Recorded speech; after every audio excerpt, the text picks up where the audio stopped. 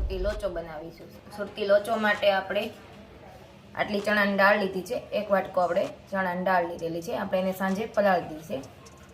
પલાળવા માટે આપણે 7 થી 8 કલાક જેટલું જોશે, એટલે મેં સાંજે પલાળી દીધી છે। એટલે સરસ મજાની આપણી દાળ પલળી ગઈ છે। અડધો વાટકો જેટલા આપણે ચોખા લીધા છે, તેને પણ આપણે સાંજે પલાળી દીધા હતા, તે પણ સરસ પલળી ગયા છે।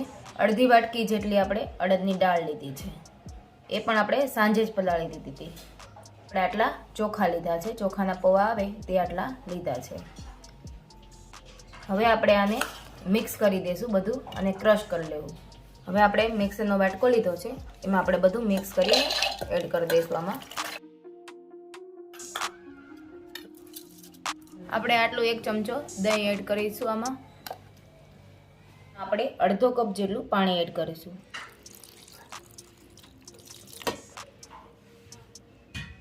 હવે આપણે એને ક્રશ કરી લઈએ। આપણે આટલી હળદર એડ કરી દઈશું, 1 ચમચ જેટલી છે, એ આપણે મિક્સરમાં જ એડ કરી દઈશું। 1 ચમચ જેટલી હિંગ અને સ્વાદ અનુસાર આટલું નમક। હવે આપણે તેને ક્રશ કરી લઈએ। આપણું બેટર સરસ ક્રશ થઈ ગયું છે। હવે આપણે એને એક બાઉલમાં કાઢી લઈશું।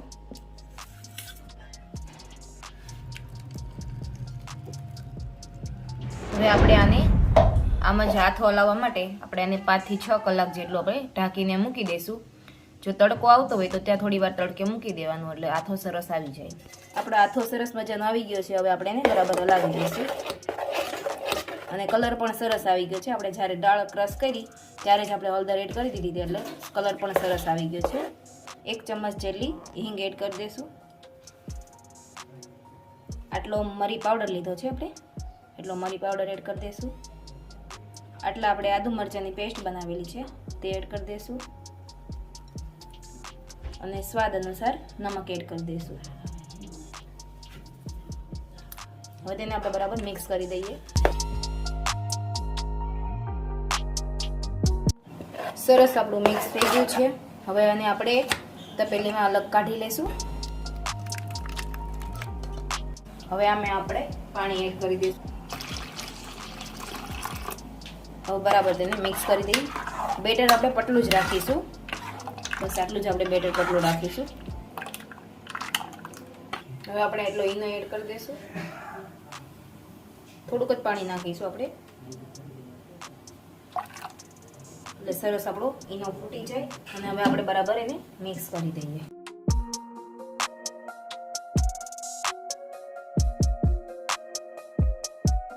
આપણે 1 ચમચી જેટલું આપણે આમાં તેલ એડ કરી દઈશું। હવે આપણે બરાબર તેને મિક્સ કરી દઈએ। આપણું બેટર તૈયાર થઈ ગયું છે। હવે આપણે તેને મૂકી દઈએ ઢોકળિયામાં। આપણે ઢોકળિયામાં પાણી ગરમ કરવા મૂકી દીધું છે, થાળીમાં તેલ લગાવી દઈએ। હવે આપણે ચારે બાજુ એને તેલ લગાવી દઈશું આવી રીતે, એટલે આપણો લોચો સરસ બને। આપણે ઢોકળિયામાં ડીશ મૂકી દીધી છે। હવે એમાં આપણે બેટર નાખી દઈશું। એમાં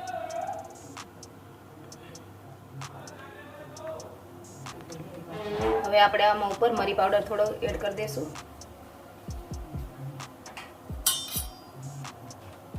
થોડું લાલ મરચું, આવી રીતે આપણે લાલ મરચું એડ કરી દઈશું।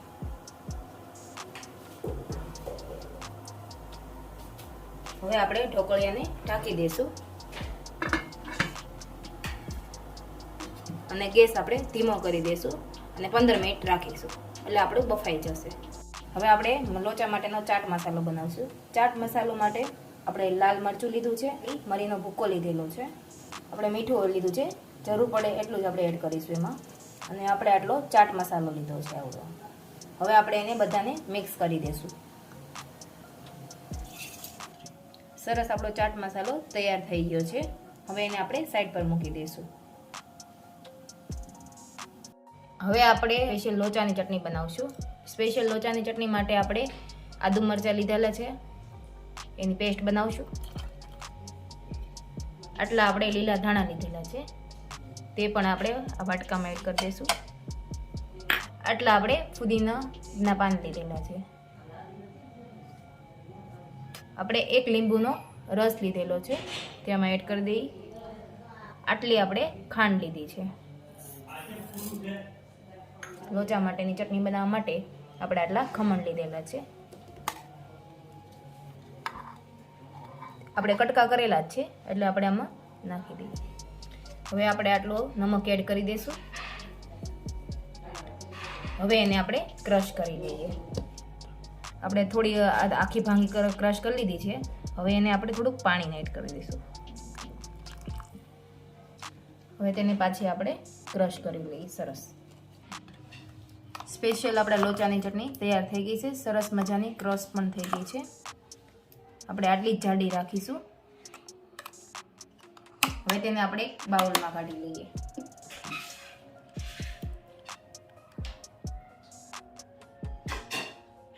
આપણે હવે જોઈ લઈએ. આપણે 15 મિનિટ થઈ ગઈ છે. આપણો લોચો તૈયાર થઈ ગયો છે કે નહીં આપણે આવી રીતે જોઈ લઈશું. સરસ આપણો લોચો તૈયાર થઈ ગયો છે. સરસ બફાઈ ગયો છે. હવે આપણે તેને સર્વ કરી લઈશું. હવે આપણો લોચો સરસ તૈયાર થઈ ગયો છે. હવે આપણે સર્વ કરવા માટે આપણે આવી રીતે લોચો લઈશું.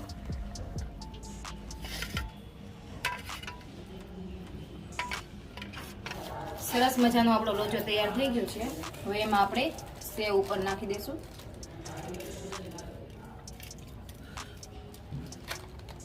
એની ઉપર આપણે ચાટ મસાલો બનાવેલો છે તે એડ કરીશું. હવે આપણે કાંદાની આડી કટકી કરેલી છે તે આપણે એડ કરીશું.